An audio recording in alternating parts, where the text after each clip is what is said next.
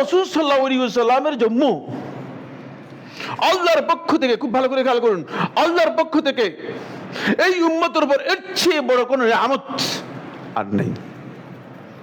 আপনি বললেন যে সাইফুল্লাহ ভাই অল্প আগে কি বললেন আর এখন কি বলতেছেন? হ্যাঁ, যেটা হক সেটা অবশ্যই বলতে হবে আমাকে। কারণ রাসূলুল্লাহ সাল্লাল্লাহু আলাইহি ওয়াসাল্লাম যদি না আসতেন তাহলে এই হেদায়েতের আলো আমরা পেতাম কিনা? আপনারা কি মনে করেন? হ্যাঁ, আপনারা মনে করেন কি এই হেদায়েত পেতাম আমরা? এই সুযোগটুকু বিশাল আল্লাহ তাআলার নিয়ামত আমরা কি লাভ করতে পারতাম? আমাদের কাছে যে দ্বীনের এই নিয়ামত, ইসলামের যে এই নিয়ামত রয়েছে, যেটা আল্লাহর এই আসমানের নিচে জমিনের উপরে সবচেয়ে বড় নিয়ামত, এই নিয়ামতটুকু কি আমরা পেতাম? না, আমরা পেতাম না। এজন্য রাসূলুল্লাহ সাল্লাল্লাহু আলাইহি ওয়াসাল্লামের মিলাদটা এটা আল্লাহ রাব্বুল আলামিনের পক্ষ থেকে আমাদের জন্য নয়, কিয়ামত পর্যন্ত মানুষের জন্য এটা বড় নিয়ামত। ফলে আল্লাহ রাব্বুল আলামিন ক্লিয়ার করে দিয়েছেন একটি সুন্দর শব্দ দিয়ে।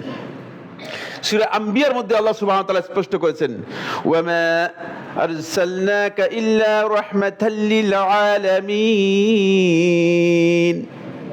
স্পষ্ট করে দিয়েছেন যে আপনাকে যে প্রেরণ করেছি, পাঠিয়েছি, এটা গোটা সৃষ্টি জগতের জন্য, শুধু মানুষকে নির্দিষ্ট করেন নেই, গোটা সৃষ্টি জগতের জন্য আমি রহমত হিসেবে আপনাকে প্রেরণ করেছি।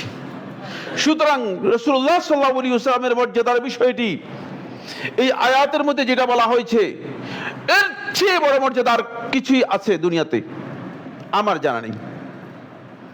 সবচেয়ে বড় মর্যাদার বিষয়ে স্পষ্ট করে দেওয়া হয়েছে। সুতরাং এটা আমাদেরকে বিশ্বাস করতে হবে। রাসূল সাল্লাল্লাহু মিলাদটা এটা আমাদের নিশ্চিত জানতে হবে, এটা আল্লাহ তাআলার পক্ষ থেকে সবচেয়ে বড় নিয়ামত আমাদের জন্য।